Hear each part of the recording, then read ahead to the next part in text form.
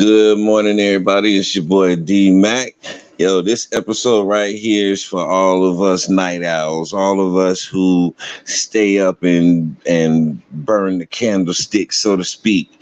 Just coming from Queens World, they had a cool panel over there that was going. Shout out to Queens World. Shout out to Selena. Shout out to King. Everybody that was on the panel. Shout out to everybody that was down in the chat.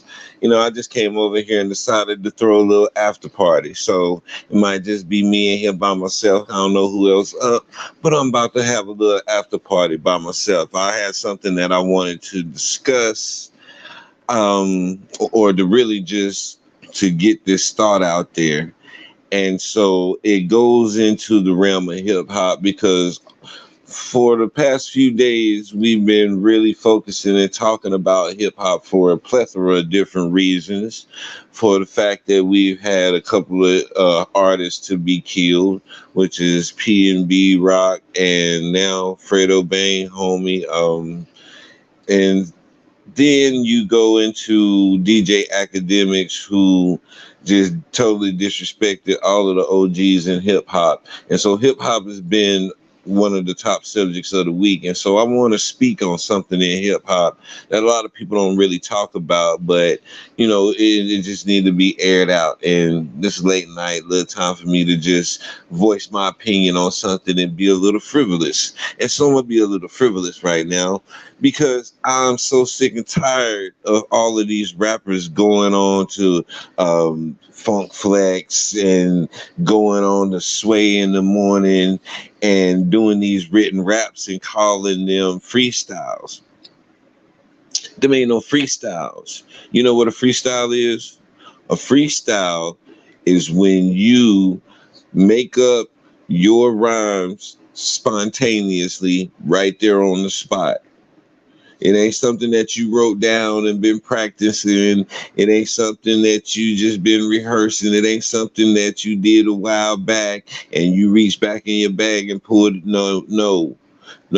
Freestyling is when you sitting right there and everything that you say is something that you just thought up a millisecond before. And you put that shit to the beat and that shit just ride.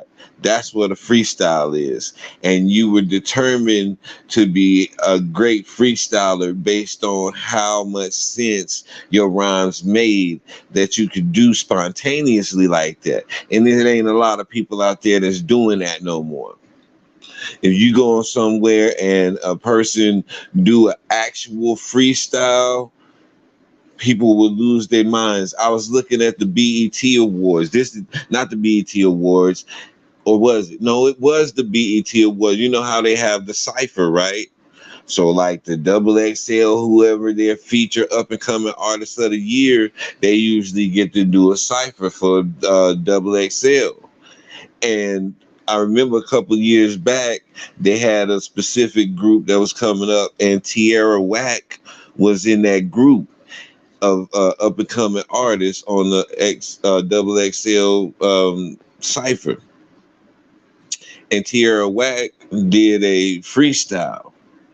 And you could tell it was a freestyle because of the way any MC who's a true lyricist know when somebody is freestyling versus when somebody has some written stuff.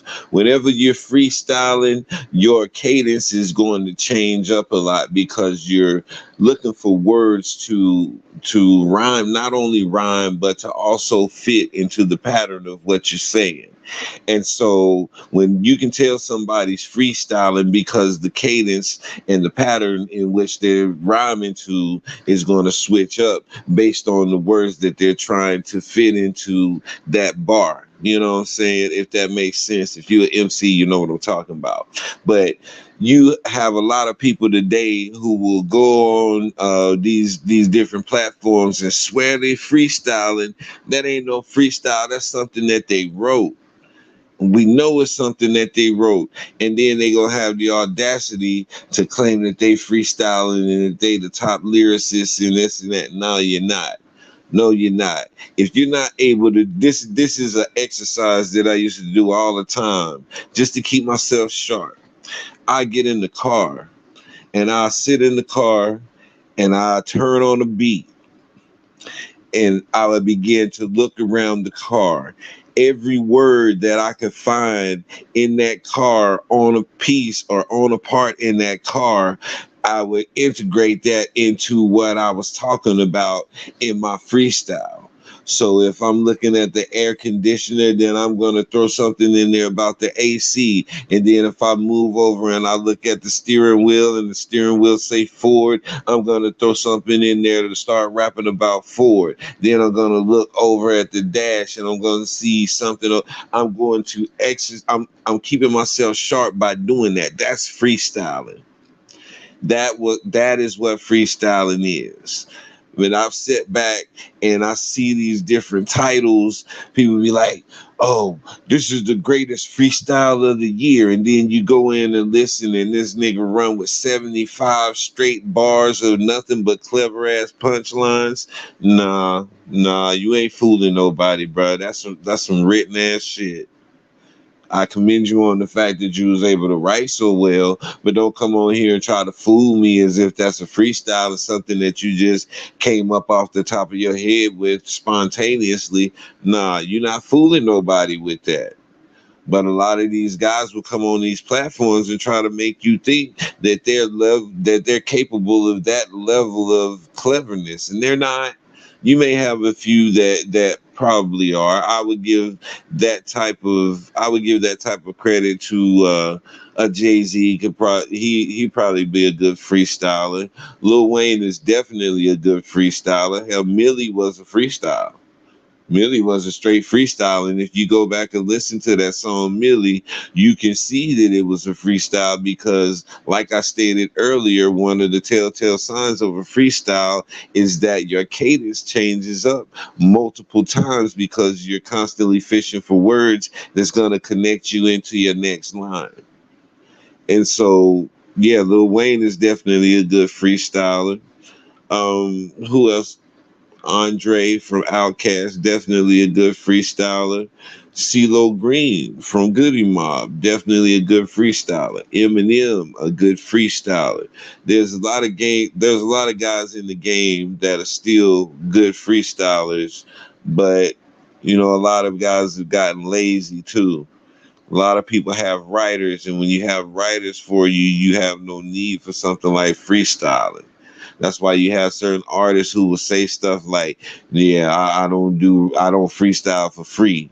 You gotta pay me." Like Gucci Man said that. To be honest, I don't think Gucci can freestyle.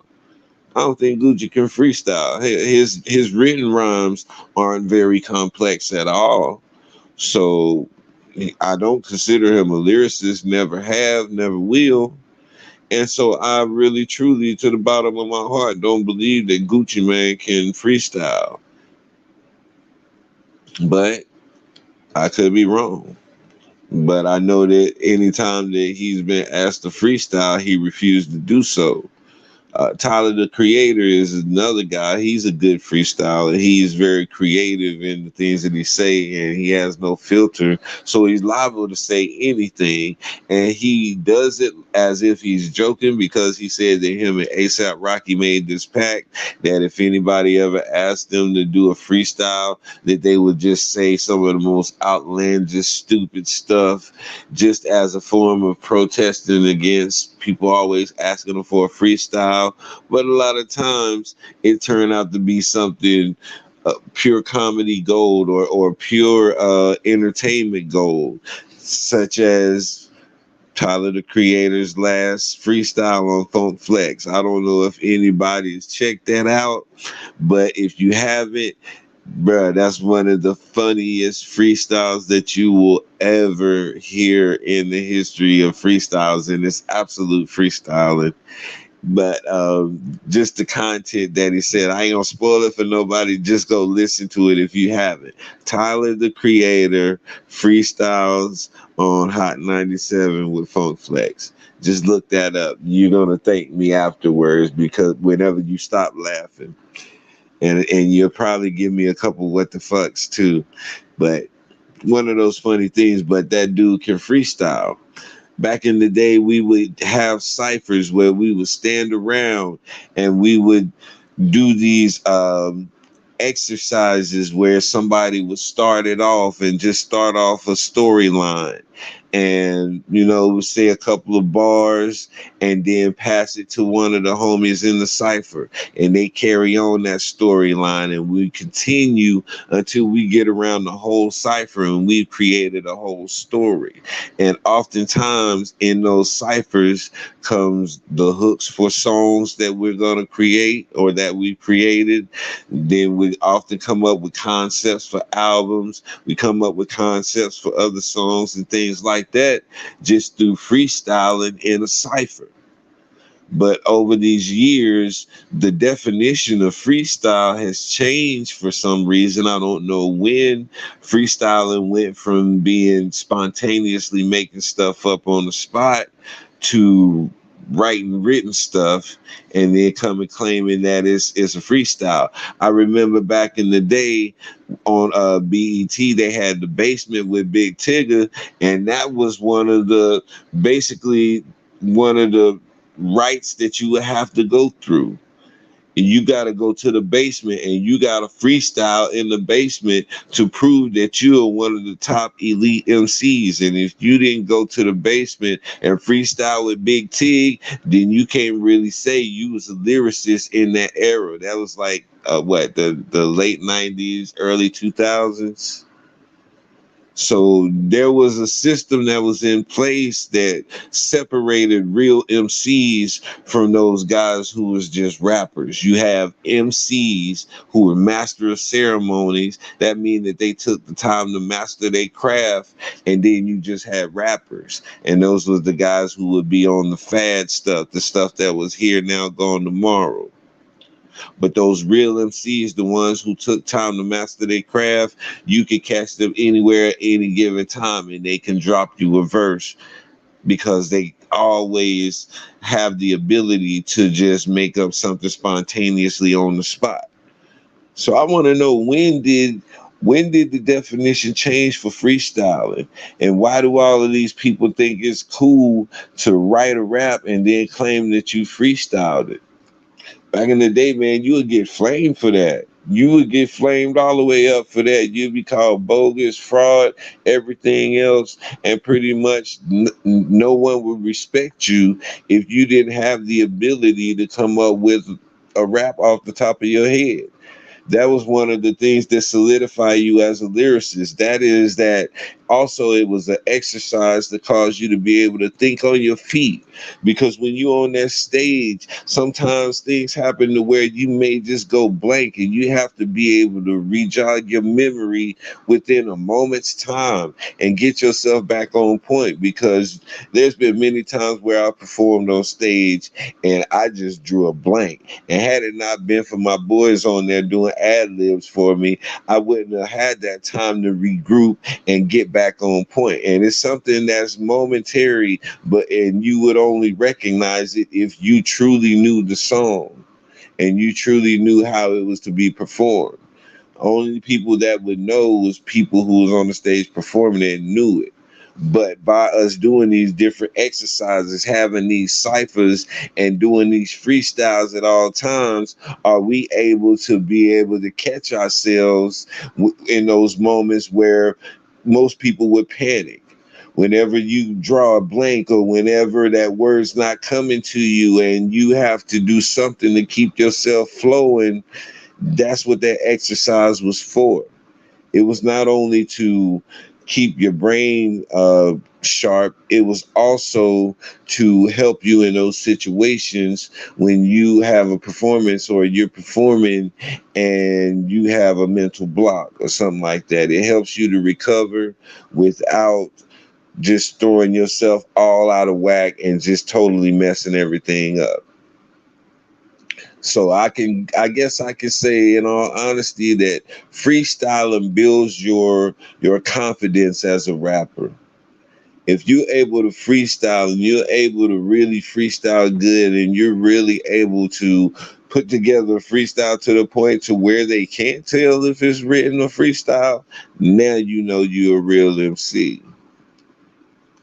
So, if some of these people that I that I say are not freestylers, if you are that good of a freestyler to where it sounds like you're written, then I applaud you. And I also apologize to you. But there's not many that I see in this generation.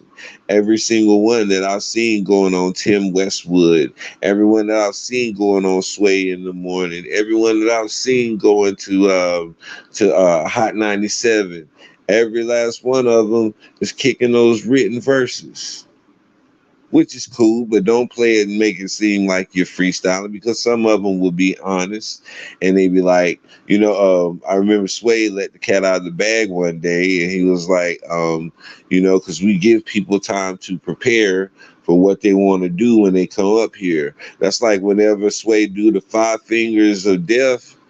Do you think those guys really know they come in there unprepared and just ready to go on 5 different beats? Nah. A lot of them dudes ain't gonna embarrass themselves like that because they know they don't have skills at that level. Because rap today don't require you to have that type of lyricism. It is no longer a criteria to be a lyricist in today's I'll say in the drill genre, the drill subgenre. You're not required to be a skilled lyricist at all. And I can also recall, a lot of the stories that Puffy would tell. And Puffy would tell you in a minute that it don't matter about how good you are as an artist. It don't matter how good you are as a rapper. It really don't. It does not matter how good you are. They will shelf you and you can be one of the coldest lyricists in the world. But do you have that influence power? That's what they're looking for. Are you able to influence the masses? Are you able to take an agenda and make that agenda so appealing to a large number of people that you end up starting trends? They call them trendsetters. That's the terminology that they like to use for people who are able to influence others to do something because they're doing it and making it look like it's the thing to do. Trendsetters. Watch out for the wording that they use. This guy is a trailblazer. He's a trendsetter. That means that man can take that agenda and push it to the point to where everybody feel like that something's wrong with them if they're not doing it. That's all they saying. And so he'll tell you in a minute, I can take a trash rapper and make them a superstar. And he demonstrated that with Mace. Some of y'all might love Mace and y'all feel a certain way about Mace, but to me, Mace was always garbage. Always garbage. I never respected him as a lyricist at all. Never. And they talking about, man, Mace go in his bag, man. You have to listen to his albums. And no, I don't. I ain't never heard Mace say something where I was like, boy, you hear what Mace said? Ooh, I ain't never, that's never been in my vocabulary ever. Ever. Maybe one or two times with Fabulous, he maybe said something a couple times that was bars. Black Rob had it. Black Rob didn't even really have bars. It was just his voice and his energy. That's what was hitting for Black Rob and his cadence. But as far as his wordplay, a lot of that, they didn't have no wordplay like that. And Mace was just flashy. The girls liked him, and I don't know why, because the shape of that dude's head, there's nothing on this earth that is shaped like Mace's head. And I don't know why all of these years everybody been trying to ignore the fact that nigga head is shaped weird. Mace's head is shaped weird. Weird. And I always said that a long time ago. What's wrong with his head? All these girls, Mace so cute, and all. I guess all of those shiny suits were so distracting that it took away from the deformed shape of his head, but if you look at it from an aerial view, that's why I'm glad we have these drones now, because we can get some aerial views and we can see some things that we never could see before. And if you look at Macys head from an aerial view, you're going to be confused, because mathematics cannot give you that type of shape, and those angles in which his head slopes in certain spots, it just don't make sense. And so nobody is going to tell me that they didn't recognize how weird this dude head was shaped. But, you know, like I said, that dude was never a lyricist. And I guarantee you, well, all of his written rap sounded like freestyle. So I don't know, man. But he was never, I never heard anything from Mace, but I was like, ooh, Mace killed that. Never. But, you know, like I said, the definition of freestyling changed over all of these years. And so now whenever you hear somebody say they about to bust a freestyle, just know that they about to bust a written rap. You can tell by uh, well, I don't know. I can't even really honestly say it's by the cadence, because I've done freestyle sometimes where I kept the cadence, the same cadence the whole time, because it was just easier for me to come up with rhymes by staying in that pattern. So it all depends on your skill level as a lyricist, I would say. But for the most part, I'm gonna give it about. 97% of your rappers do not freestyle for real. They spit written rhymes and they call them freestyles. You know, and that may not seem like anything important, but it is very important when it comes to the conversation of respect for the old school MCs, because the old school MCs really will wrap circles around a lot of these young dudes. Because if you take away guns, you take away money, you take away drugs, what would these dudes talk about? And I'm talking about the rappers of the day. If you take away those things, what would they talk about? What would they be able to freestyle about? Nothing. But you take one of those old MCs and you tell him to freestyle, and you would practically have to beg that nigga to shut up, because if you give him the right environment, he'll be able to freestyle about anything. I'm sitting here right now and I'm just looking at different objects around the room, and I can easily come up with a freestyle, incorporating all of these things into it, not skipping the beat, not missing the beat, not being off the beat or anything. I can do that. I don't know how long, because, you know, I don't practice freestyling as much as I used to back in the day when I was really it, believing that I was going to be that next nigga. But I still got it if I need to go in my bag and let these little young boys know that they not really no lyricists. And I love doing that because it's fun to me. Hip hop is always going to be fun to me. Hip hop is always going to be something that make my eyes light up. Hip hop is always going to be something that sends that what is it, like a jolt of exhilaration through my body. And so I love hear young dudes ripping the microphone. I love hear young females ripping the microphone. There's nothing more exciting than seeing a female just killing it, just savage on the mic. That's why I love female MCs like Rhapsody and Tierra Whack, and who else? Who else can I throw in that mix with vicious female MCs? I'll say Nikki was vicious. Nikki can take a cadence and run with it, and she can kill it. There's not many females that can do that. You know, who else can I say?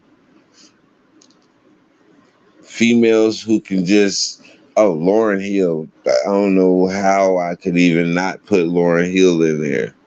She's another female who's a savage on that mic. She was the strongest lyricist out of the Fugees group, hands down. Proswell was garbage. Wyclef was something totally different. That dude wasn't really a rapper. He was a reggae artist that just so happened to rap. But yeah, he was never a rapper really like that. He just used rap as a tool, and he's a great producer in it as well.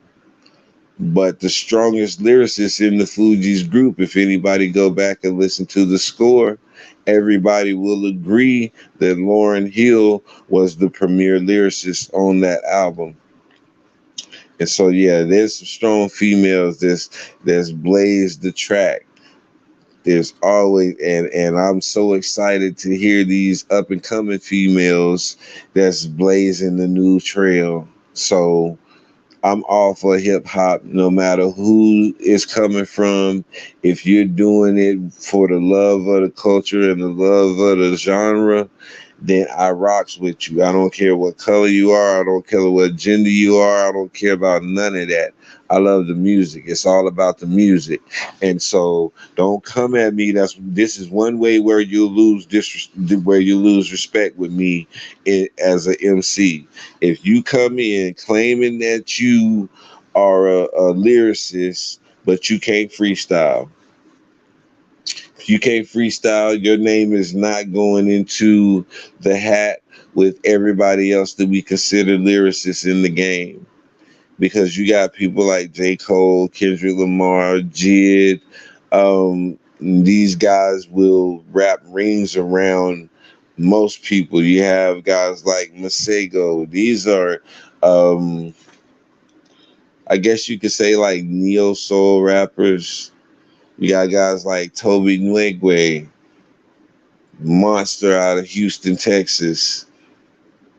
Eat any mic that come in front of him. And a story going back to Sway in the morning. When I first saw Toby Nugway, or when anybody first saw Toby Nugway, it was on Sway in the morning.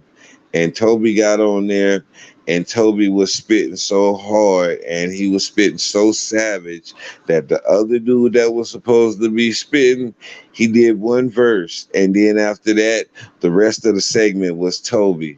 It got to the point to where Toby was killing it so bad that the dude just started doing a hook and just let Toby go and just freestyle.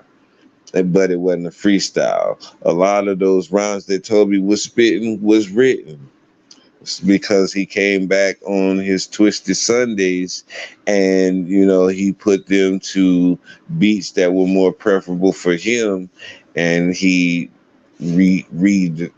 issued those songs out to us through YouTube. And so, you know, a lot of guys out there, hats off to you. Y'all some good MCs. Y'all some dope MCs. But at the same time, you need to quit all the cap. You're not freestyling. You are saying written raps, and just say that and stop using that word freestyle, because that word freestyle is being misused by a whole lot of you MCs out there. But that's all I wanted to say, man. I just wanted to come on and check that point right there, because we're going to have a whole lot of titles in the future that are going to be proclaiming that this is the greatest freestyle of all time. And when you listen to that dude or that female, you're going to realize that that's not a freestyle.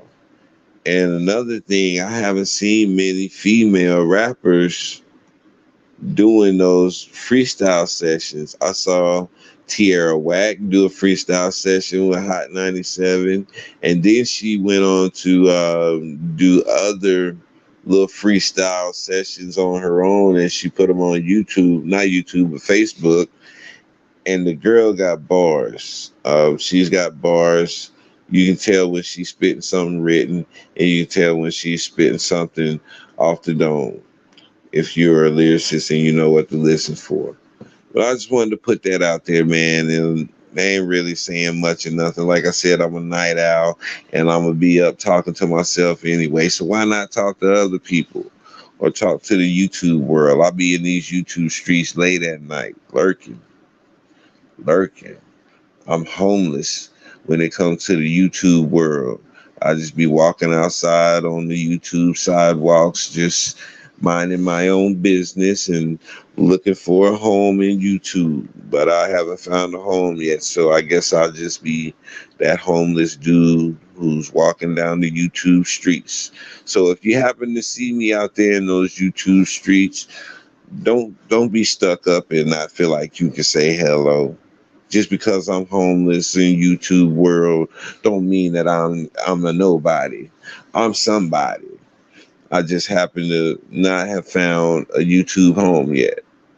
So, I mingle with a couple people and they invite me into their homes, and I come in and I socialize and I fellowship, and then I go back out into the YouTube streets and just wander around because I'm a vagabond in the YouTube world, the vagabond of YouTube.